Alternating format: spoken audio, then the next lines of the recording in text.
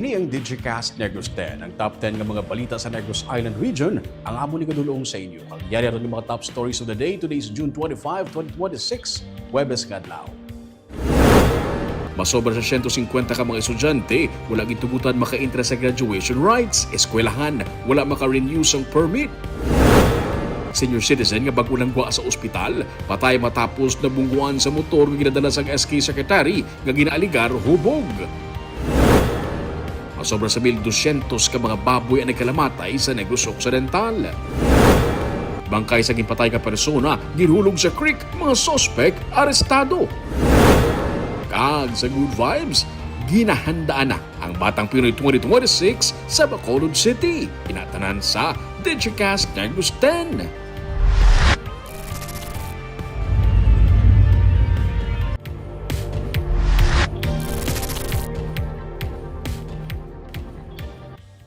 Sa number 10, may masobra sa 450 ka mga ginlubong sa Burgos Public Cemetery ang natarana nga isayluhon sa handumanan. May 454 ka mga ginlubong sa Burgos Public Cemetery ang natarana nga ipaukay o kung ipakalkal sa syudad sa Bacolod agon isaylo sa Bone Vault sa Handumanan Cemetery. Iniagud mahawanan ang patio sa Burgos nga nagagutok kag madugay na nga wala ginalubngan. Gisiling ni Attorney Marty Gong, Secretary to the Mayor, may obrahon nga rehabilitasyon ng syudad sa mga pader sang patio. Rason nga kinahanglan nga makuha anay ang mga pansyon nga nagaawas sa mga patio. May mga ngalan nga ginpost ang General Services Office sa syudad kag ginapanawagan ang mga himata nila nga magpadulong sa ila talatapan agud madiskusyonan ang proseso sang pagsaylo sang ilang mga minatay. Giklaro man ni Go nga wala sang balayran ang mga himata apang kinahanglan nila mismo mahikot ang mga dokumento sa pagsaylo. Prioridad sa syudad nga masaylo una ang mga patay nga masobra na sa 10 ka tuig nga nalubong kag nagkalabuka ang mga pansyon. Natarana nga sugdan ang pagsaylo kung pwede na magamit ang Bone Vault sa Handumanan Cemetery sa bulan sang Agosto.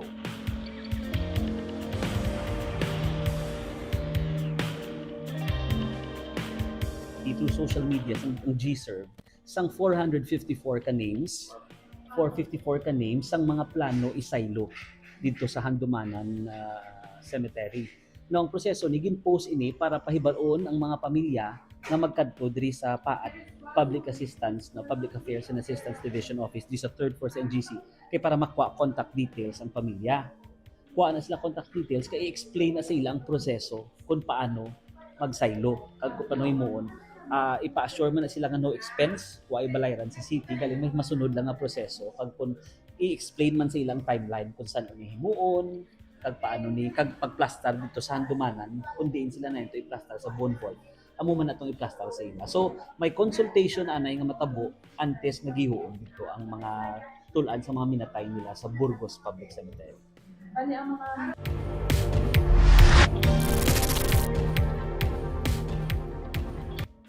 Sa number 9, ang probinsya sa Negros Occidental sa karon miyara na sa masobra sa miyara sang 2,016,861 ka mga regular nga mga botante.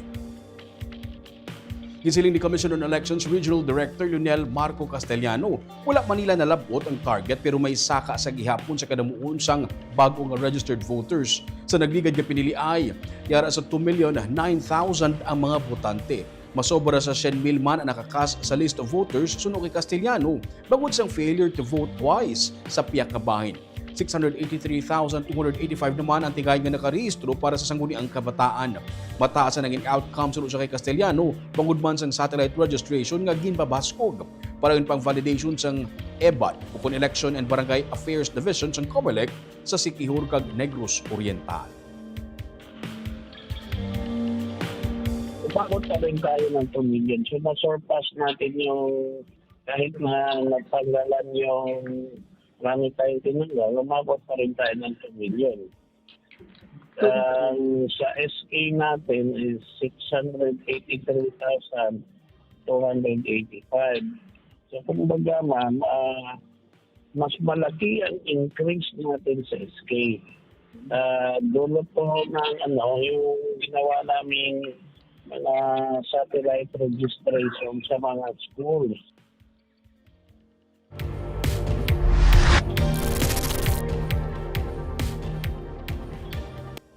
Sa number 8, may 24 ka mga pasaway nga mga motorista ang nagkanadakpan sa LTO. Yara sa 24 ka mga motorista ang nagkanadakpan sa gitpatigayang operation sa Land Transportation Office sa pila ka mga lugar sa Negros, Miyerkules kaadlaw. Pila sa mga violations sa mga gindakop amuang unregistered motor vehicle, reckless driving, wala sang driver's license ang driver, defective vehicle, seatbelt violations kag wala nagasuksok sang helmet. Pulo ka mga temporary operators permit ang na-issue sang enforcement personnel kag 5 ka mga plaka ang gikumpiskar. Samtang isa naman ka motor ang gin-impound.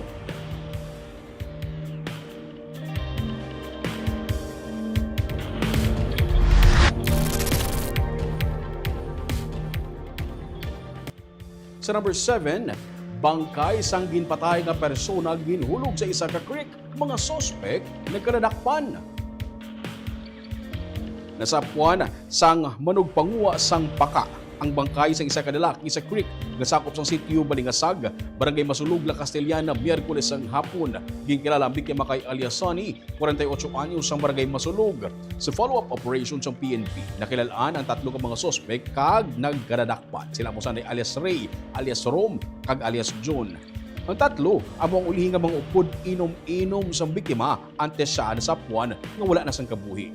Ginako sa isa sa mga sospek nga ilagi patay ang biktima paagi sa pagkastigo, pagsipa, pagsumbag, paglampos sang bato. Matapos ini, ilagi na lang bangkay kaginhulog sa creek. Ang kahulogbon ang ginalantaw sa PNP nga rason kung nga natabo ang insidente. Dahil na muli mamingagaw, ma'am, ng murder. So, depende naman sa fiscal, ma'am, kung kasaka ko ng nila sa murder. Pero murder, di dyan i-file sa ma'am. Kaya versus siya, sir, ma'am, no? 3 versus 1. Yes, so, superior strength. Ang motive na ma'am ng drunkenness lang gito, ma'am. Inubog lang gito. Puro sila parehas subog, ma'am. Sama man yung nainom sang mga suspect. So, siya na nakainuman. So, galing kasi mode niya wala na sa hindi sa makuhaan sa testimony nga niya kung ano gito na tabo.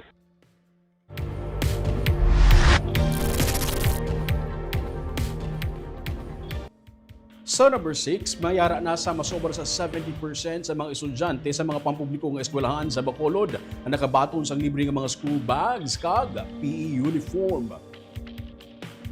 Gisiling ni Bacolod City Mayor Greg Gasataya nga kung magnami ang tiyempo buwas ka adlaw, posible nga matapos ng pagpanghatag sang libre nga mga school bags kag physical education uniform sa mga pampublikong eskwelahan sa Bacolod. Sa karon, yara sa masobra 70% sa mga elementary kag high school students ang nakakuha sa amo nga bulig gikan sa syudad. Suno kay Gasataya, wala sila makapanghatag sa supplies sa tinalikdan nga duha ka adlaw bangod sa malain nga tiyempo. Apang magapaday naman ini buwas. Pagklaro niya, bags ug PE uniforms na lang ang wala natapos panghatag bangod sa una pa lang nga adlaw sang klase tanan nga mga estudyante ay nakabaton sang libre nga school supplies. School supplies kag backpack ang nakuha sa mga estudyante sa elementarya, samtang sling bag kag PE uniform naman sa high school. Hintay na lang din ng mga schools, no? So hopefully by tomorrow kung mag-lunch po tapos na namon. That includes ko pati high school. May ginadungan namon elementary kag high school. Medyo na-delay lang tayo ni nga 2 ka adlaw tungod sang tiyempo.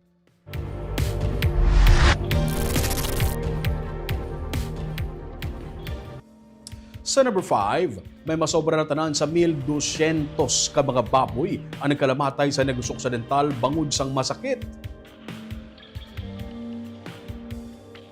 14.4 million pesos ang balor sa mga nagkalamatay nga baboy inibase sa datos sumalin sa May 22 to June 22 nga gin-release ni Provincial Administrator Fernando Diaz. 4.06% ini sa 29,880 nga total hog population sa Negros Occidental. Hindi may baluan kung pila sa 1,213 ka mga baboy ang nagkalamatay bangod sa African Swine Fever o kung ASF. Kinkumpirma ni Governor Eugenio Lacson sini nga semana ang liwat nga pagbalik sang kaso sang ASF sa Negros Occidental. May mga kaso sa norte kag sur sa probinsya pero suno sa iya, yara na sa mga natungdan nga alkalde ang pag-announce sini. Ang Banwa sa San Enrique ang may ASF case suno sa kay Mayor Gilson Tubelyara. Ang Banwa sa La Castellana ang nagpatuman na sang Lunes ang pork ban. Nagpahamtang na sila sa mga checkpoints sa mga boundary kag entry points. Ang iban nga mga LGU kaangay sang talisay ay nagapangaman ng paagi sa pagpabaskog sang ilang mga measures. Sa piyak nga bahin, ang probinsya sang Capiz ay napatuman sa pork ban kasabuman pagdumili sa pagsulod o kung labay sa mga salakyan nga ang origin gikan sa may mga kaso kung suspected nga kaso sang ASF kaangay sang Negros Island.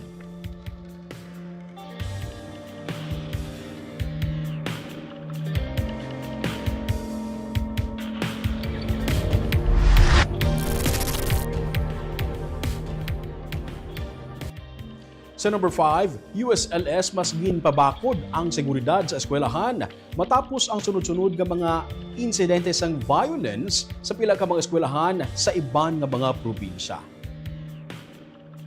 Kasunod sa pila ka mga sunod-sunod nga hitabuangot sa school safety, ang University of St. Lasal ang nagbutang sa mga walk-through metal detectors sa mga entry points sa bilog nga universidad. Antes mag-scan sang ilang school ID, nagalabay ani ang mga estudyante sa metal detectors antes makasulod sa premises sang eskwelahan. Ang ini nga mga metal detectors ang masamiman nga ginagamit sa mga mall. Ang security personnel nga nagabantay sa mga pedestrian entry points ang magagamit naman sang metal detectors para sa dugang pagid nga seguridad. Kabahin ini sa paghimo sang tikang sa universidad para mapasiguro ang seguridad sa sulod sang eskwelahan para sa kabahin sa ilang komunidad. Sunod-sunod ang mga bayolente nga hitabo sa school campuses sa mga eskwelahan sa iban nga probinsya gani ang universidad naghahimo man sang ila tikang para malikawan nga matabo ini sa ilang nga komunidad.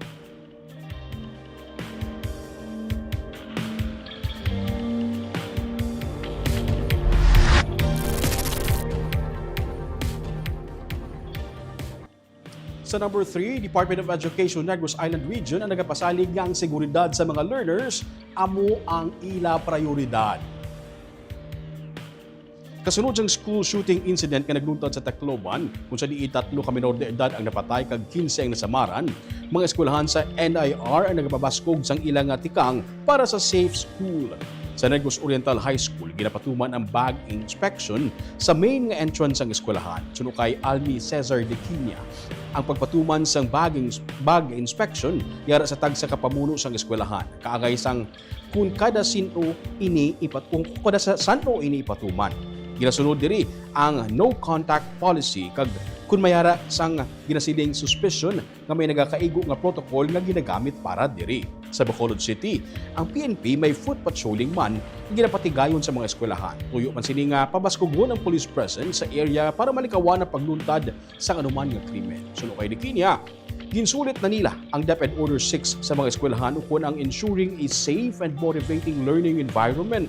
Nalakip diri ang visitor management, bag inspection, pag-identify sa mga prohibited items kag pagdumili sini, CCTV and security systems, child protection and positive discipline, responsible use of devices kag mag-report, pag-refer kag pag-respond sa mga insidente.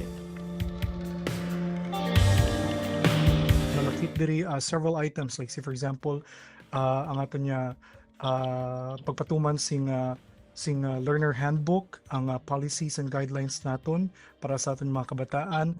Nalakip man diri ang bag inspections guidelines naton parte dira.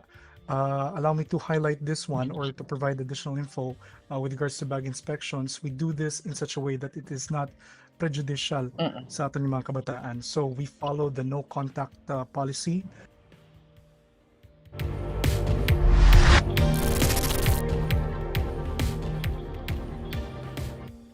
Sa number 2, senior citizen nga bag-o nang gidwa sa ospital kag nagatabok sa dalan, nabungbuan sang motor nga ginadala sang isa ka SK secretary nga ginaligar hubog. Ang senior citizen patay. Nagatabok sa pedestrian lane ang mag-asawa na senior citizens sang sila ang ginbungguan sa motorsiklo sa atubang sang Corazon Locsin, Montelibano Memorial Regional Hospital sa Lacson Street sa Bacolod City, mga alas 3:40 kainas ang kaagahon. Bangod sang impact, naigo sa simento ang ulo ni alias Rosita, 63 anyos nga nagresulta sa iya kamatayon samtang piraso ng iyang pana nga si Henaro, 73 anyos. Pareho ang mga residente sang barangay Pasil sa Ibi Magalona. Napilasan man ang driver sang motorsiklo Si alias Zairil, 24 anyos, ka taga Barangay 9 sa Bacolod City, kag si alias John nga iya angkas. Nagwa sa investigasyon, nagikan sa ospital ang mag-asawa kag nagatabok sa pedestrian lane apang sangyara na sila sa tunga mismo sang dalan. Sila ang ginbungguan sa motor nga padulong sa norte kag ginubuluban ta may kadasigon nga 70 kilometers per hour ang dalangan. Ang driver sa motor ang ginaligar hubog. Kag suno sa mga saksi sa lugar, may dala pa ini nga ilimnon ang mga riders. Gikumpirmar ni Anthony Quilla, ang punong barangay sang Barangay 9 sa Bacolod nga ang nagadala sa motor. Isa kasanguni ang kabataan secretary sa ilang barangay. Yara karon sa Abbey Funeral Homes ang lawas sa babae nga tigulang samtang ang 3 ka mga pilason kag ang ginrescue kag gindala sa Corazon Luxin Montelibano Memorial Regional Hospital. Parang wala pa, kay family wife pa man. So, depende na sila mag-decide sila mag-file sa complaint. Ang atong kapulisan niya, ihanda ta naman ng mga requisites, no? Para sa filing of case. Pero kung mag-ariglo sila, ilan na yung level.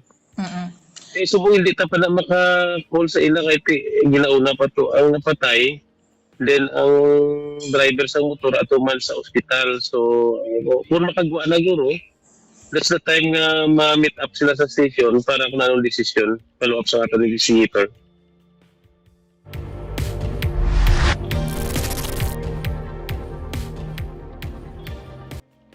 Kag sa numero 1 sa mga balita, subong adlaw.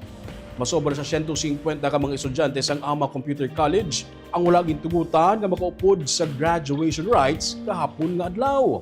Suno sa alkalde sang Bacolod, ilan na tukiban nga ang among eskwelahan wala maka-renew sang ilang business permit. Gani kaina, ginisuwan sila sang notice of violation. May report sa Richard Caballero. Natapos na ang graduation ceremony sang AMA Computer College sa Bacolod City kahapon nga adlaw. Apang tubtob sa karon, wala sa gihapon mahangpan sa masobra 150 ka estudyante kun nga wala sila gitugutan sang eskwelahan nga makasaka sa stage. Isa sa ila ang STEM student nga si Laika, nga kuntani makakuha sang highest honor sa graduation. Bangod sa ginaaligar nga wala makomply nga dokumento kag balayran, isa siya sa mga wala nakasaka. Apang paglaro niya, kumpleto ang tanan niya nga requirements for graduation kag nakabayad na siya sang kapin 5,000 pesos para sa graduation fee. Dugang pa niya, isa ka adlaw antes sang ila graduation, didto lang siya nakahibalo nga sa 259 ka mga graduates, 98 lamang ang makasaka. Gambal man sila blaster nga nang ang moto ko ng iban nga wala nakasaka kay kulang kami kuno sa uploads kag sa payment. Pero nagbayad man kami sir, mayara man sila Excel blaster raw kung din mo makita kung okay na, tapos may mga screenshots man di. Mayara man kami receipt. Tapos may receipt man kami di ka mga Cebuana namon. Tapos sang June 23 gani nagkadto pa kami to para kayuhon bala namon sir basi makahabol pa kami June 24. Ang iba nagbayad pa to. Pero wala man Japon sir kay final nagid ko na sa June 24 nga mo nang 98 lang makasaka. Ang yung student naman nga si Kesha, imbes nga sa venue sing ila graduation magkadto kahapon, nagpadulong ini sa talatapan sa Department of Education kaupod ang ginikanan kag iban pa nga mga estudyante agud magreklamo. Highest honor man siya kuntani. Apang isa siya sa mga wala gitugutan nga magsaka sa graduation rites. Nagkadto kami una sa sa NGC upod sa mga parents. So ginreklamo na siya namon and ginpang-interview kami sa isa. Then after nag-lunch kami, nagkadto kami sa DepEd. Di ang hambal man kuno ka DepEd kuno nga kung amon ako no wala sa may mahimo pero try lang nila nga buligan kami na tapos ano to naman ang hambal nila kuno nga wait lang sir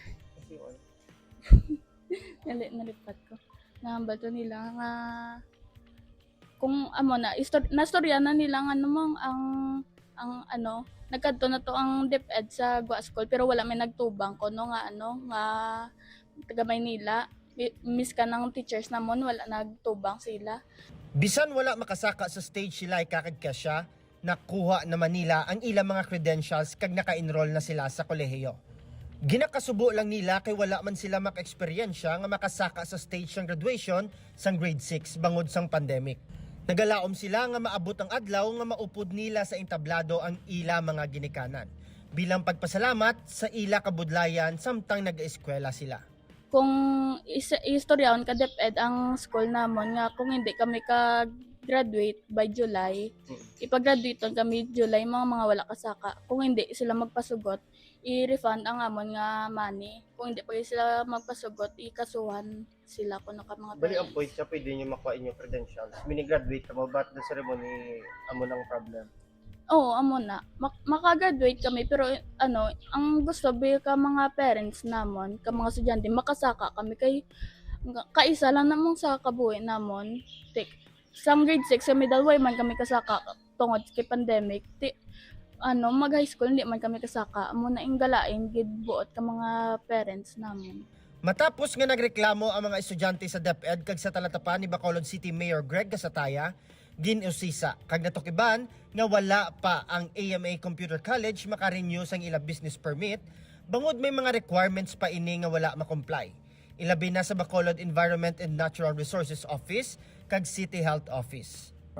Through DepEd na ma-istorya sila ang ilang mga officers na i-allow ang mga kabataan na mag-graduate. Kung ang issue is about payment or non-payment or fees or whatever, that should never be a reason hindi mo yung pagpasakao ng kabataan.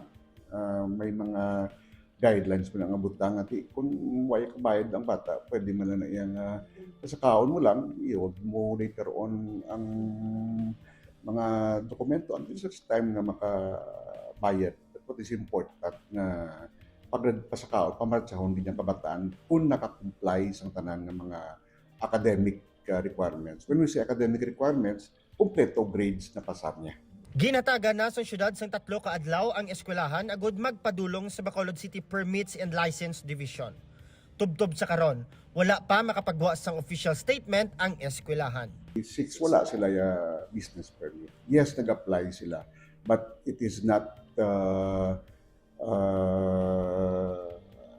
wala siya ma-issuean sa business permit tungod wala pa sila kasubmit sang mga requirements for Benro kag City Health. No? So that's why ma-issue kami this afternoon sang notice of violation as what we do sa iban man ng mga businesses. Sa isa ka statement, nagpaandaman si Bacolod City Lone District Representative Albi Benitez sa among eskwelahan. Iya usisaon kung matuod gid man ang reklamo nga bangod sa internal nga problema sa pagremet sang kwarta ang rason ko nga wala gin pa-entra sa graduation ang mga estudyante. Hindi kuno pwede nga makapanghugas na lang kamot ang among nga eskwelahan kag iya ini gimpaandaman. Richard Caballero para sa Digicast Negros.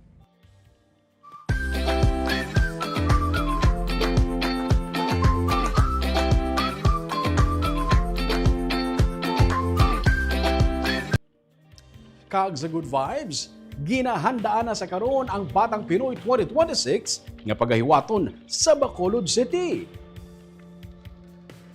Ang Philippine Sports Commission ang nagpasalig nga handa na ang Bacolod City sa pag-host ang Batang Pinoy 2026. Sa pagkatubang sang PSC sa Philippine Sports Writers Association, ginpatpat ang mga ginahimo nga preparasyon para diri kaupo ng alkalde sang Bacolod. Isa na diri ang mga paggamit sang ginahingagaw tapos nga Bacolod Coliseum nga ginapapot matapos sa third quarter sini nga tuig.